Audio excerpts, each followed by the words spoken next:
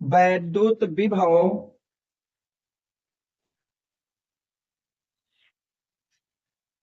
तथा वैद्युत विभवांतर, वैद्युत विभव तथा वैद्युत विभवांतर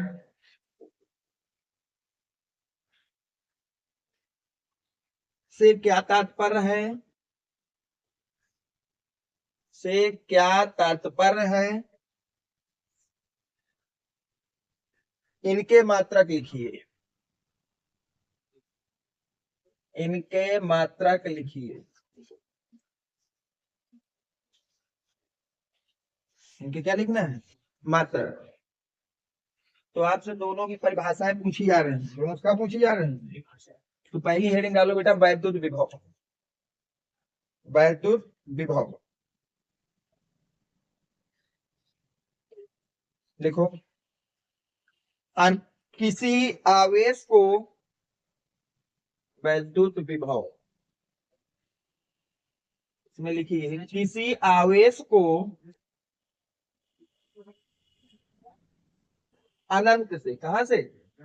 अनंत से वैद्युत क्षेत्र में स्थित किसी बिंदु तक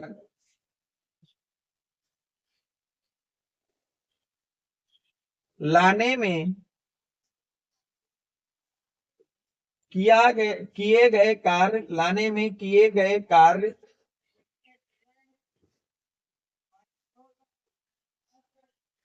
तथा उस आवेश के अनुपात को वैद्युत विभव कहते हैं।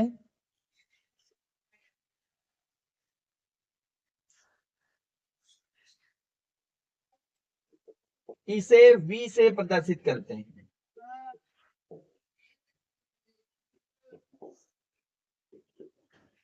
इसे किससे प्रदर्शित करते हैं? V से प्रदर्शित करते हैं।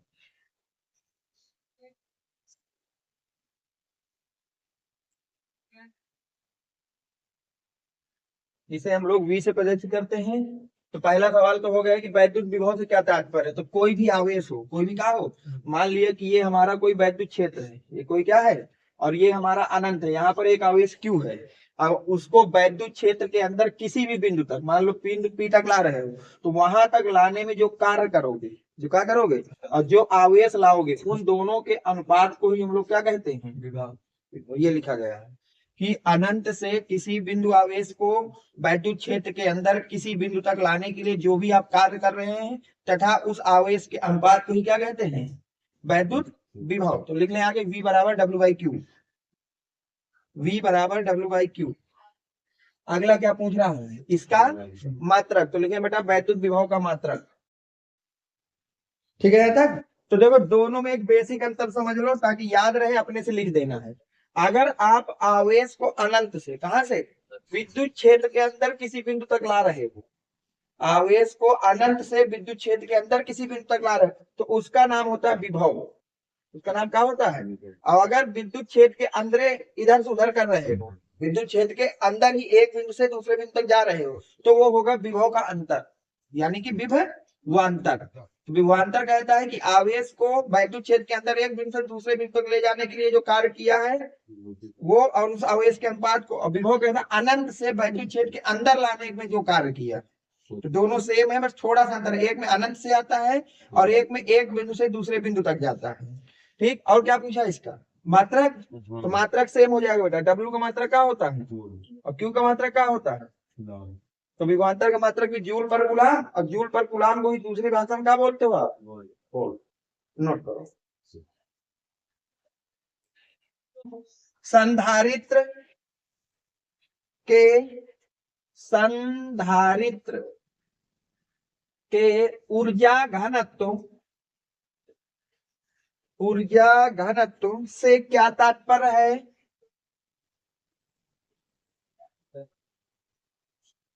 से क्या तात्पर्य है? इसके लिए व्यंजक लिखिए।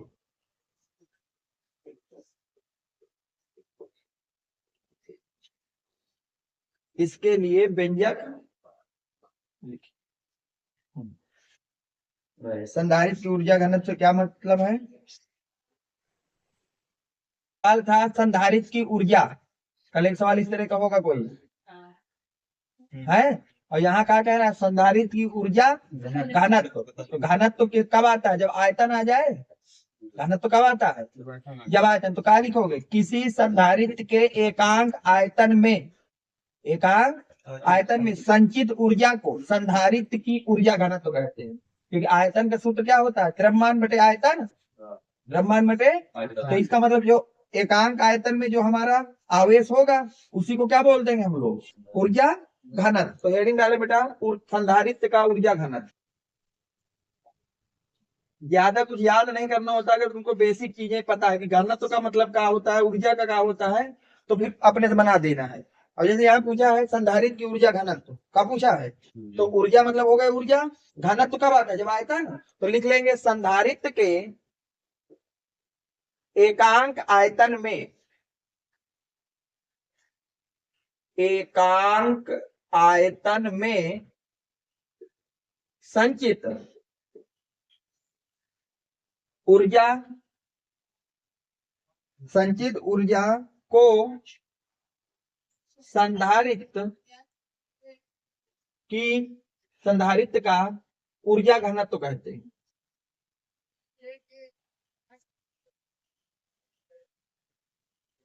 संधारित्र का क्या कहते हैं बेटा?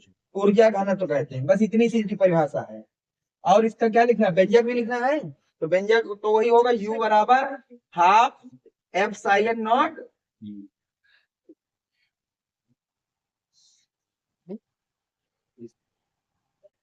तो संधारित्र ऊर्जा घनत्व का सवाल आया, सिंपल सा है कि किसी भी संधारित्र के एकांक आयतन में जो भी ऊर्जा संचित होगी या इकट्ठा होगी उसी ऊर्जा का नाम क्या होता है? संधारित्र की ऊर्जा घनत्व। और सूत्र होता है U बराबर half epsilon not E square. Half epsilon not E square. अगला लिखो बेटा, वैद्युत संधारित्र क्या होते हैं? वैद्युत संधारित्र क्या होते हैं? किन्हीं दो उपयोगों का उल्लेख कीजिए। किन्हीं दो उपयोगों का उल्लेख कीजिए।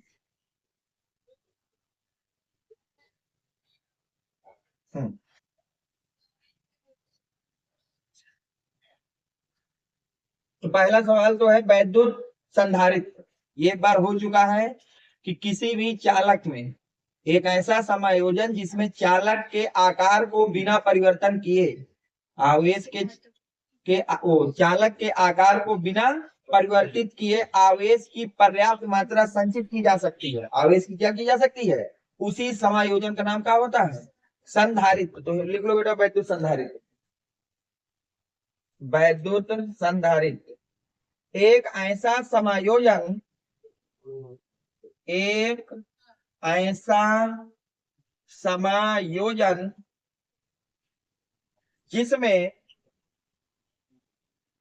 चालक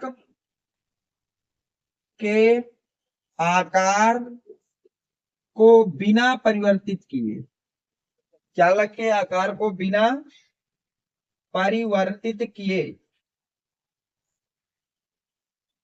उसमें आवेश की पर्याप्त मात्रा संचित की जा सकती है।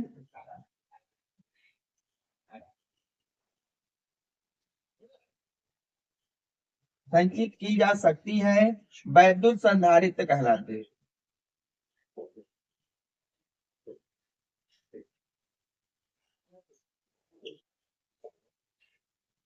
वैद्युत संधारित्र कहलाते हैं।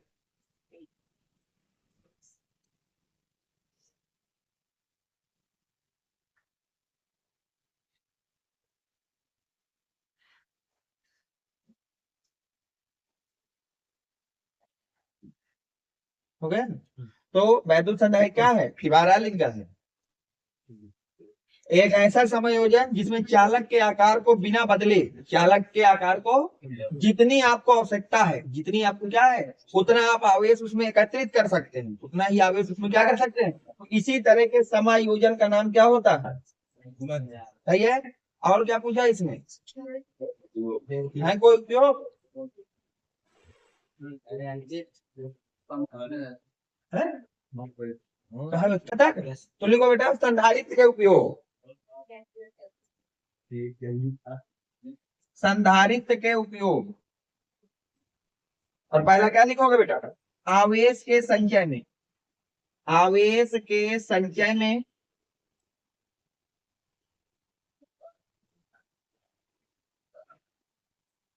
आप वहां पूरा स्टेटमेंट लिखेंगे कि इसका उपयोग आवेश के संचय में होता है, इस तरह से। और दूसरा लिख लें बेटा वैद्युत ऊर्जा के संचय में, वैद्युत ऊर्जा के संचय में, वैद्युत ऊर्जा के संचय में, ठीक। तो जो आपका संधारित्र है उसके दो प्रमुख उपयोग ये हैं कि आप आवेश को उसमें एकत्रित कर सकते हैं, आवेश मतलब ऊर्जा, तो दोनों को एक दूसरे को घुमा के लिख दिया, सही है। अगला लिखो, डेरिवेशन टाइप में आया था 2022 और 23 में, 24 में भूल गया है।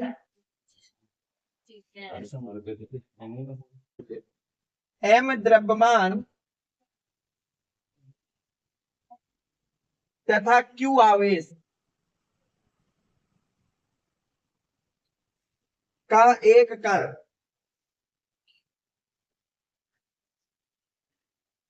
एक समान वैद्युत क्षेत्र, एक समान वैद्युत क्षेत्र ई में विरामावस्था से चलकर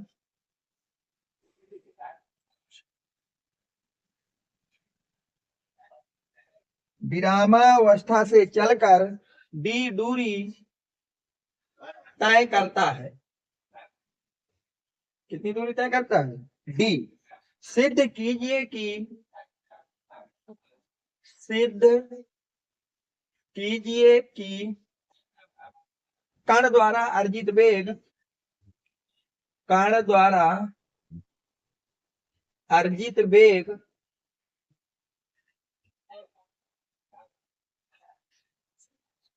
v बराबर रूढ़ के अंदर 2QED बाई m है।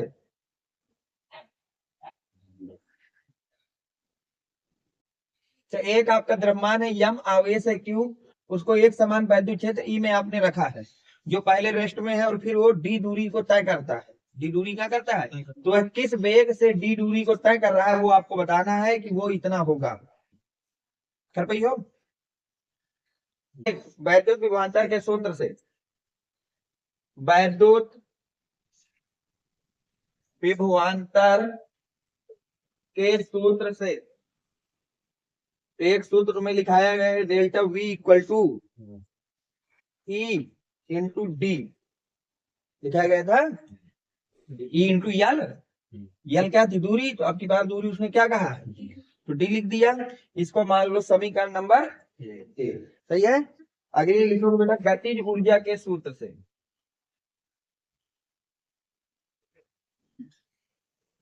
बराबर Q इंटू डेल्टा V। भाई विभवांतर सूत्र होता है W बाई Q, और W को ही क्या बोलते हैं, गतिज ऊर्जा। तो K बराबर क्या बन जाएगा, यहाँ तक Q इंटू, अब क्या करिए आप यहाँ से डेल्टा V का मान रखने पर, डेल्टा V का क्या रखने पर, मान रखने पर, तो जब रखोगे तो K बराबर क्या बनेगा, Q इंटू E इंटू, यहाँ तक बताओ कोई दिक्कत बन जाएगा यहाँ तक। इसको मान लो समीकरण नंबर 2, ठीक। अब गतिज ऊर्जा का दूसरा वाला सूत्र लगा दो, गतिज ऊर्जा के सूत्र से, गतिज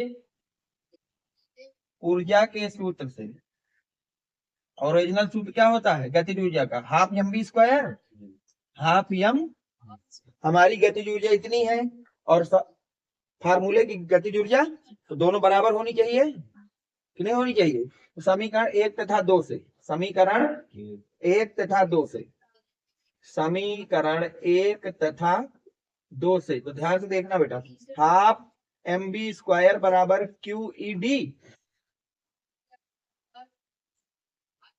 हाफ mv² बराबर 2 को मैं इधर भेज दूं तो क्या आपके पास बनेगा mv² इक्वल टू 2Q, ऊपर के दिख गया। हमें क्या निकालना है v, तो यम को उधर भेज दूं तो v² बराबर क्या हो जाएगा, सही है। और अगर इसको वहां भेजोगे तो यही आपको क्या करना था, प्रूफ करना था, 3 नंबर का सवाल था।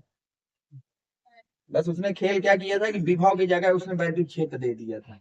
तो विभव का सूत्र क्या होता है, वैद्युत क्षेत्र इंटू डी, तो इसलिए उसने डी, क्योंकि ओरिजिनल सूत्र क्या होता है, विभव बना वो वेग बराबर 2Q विभव बाई m। अब विभव की जगह उसने ई पे बात की है, तो ई कैसा होता है विभव सार इंटू टी, तो वही चीज यहाँ पर, ठीक है। तो नोट कर ले, नोट कर ले, नोट कर ले। अब जो पेपर बनते हैं वो इस तरह से बनाता है वो। अब वो ये नहीं कहेगा कि किसी भी आवेशित कण के कारण विभवांतर तथा उसके वेग के बीच में संबंध हो, इस तरह से लिख देता है डी एम क्यू, तो इनका देखो थोड़ी भयभीत हो जाती का कही, जो तुम स्वयं से मानते हो उसने वो चीज लिख दी है, बस इतना सा अंतर होता है। पहले जब ये 2019 से पहले पेपर आता तो इसमें लिखा होता कि किसी भी वेग से त्वरित आवेशित कण तथा विभवांतर के बीच में संबंध का व्यंजक स्थापित हुआ, तो अपने से मानते हैं कि माना कोई आवेशित कण जिसका द्रव्यमान यम है, आवेश क्यू है, तथा वो डी दूरी चल करके डेल्टा V विभव उत्पन्न कर रहा है, तो फिर वो होता। तो आपके सवालों का पैटर्न ये है कि वो पहले से दे रहा है। समझ आ रहा है यहाँ तक? लिखो अगला,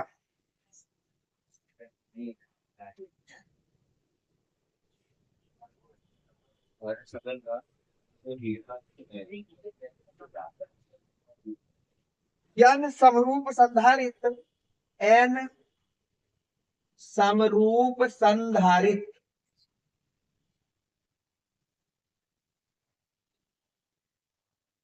ब्रैकेट में प्रत्येक की धारिता C, प्रत्येक की धारिता C समांतर क्रम में जुड़े,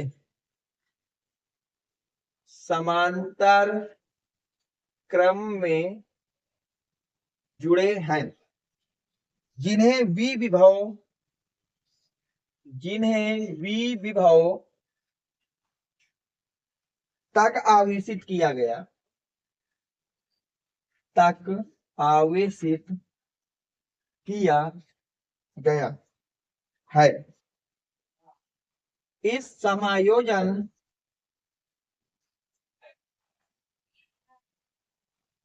की कुल ऊर्जा बताइए।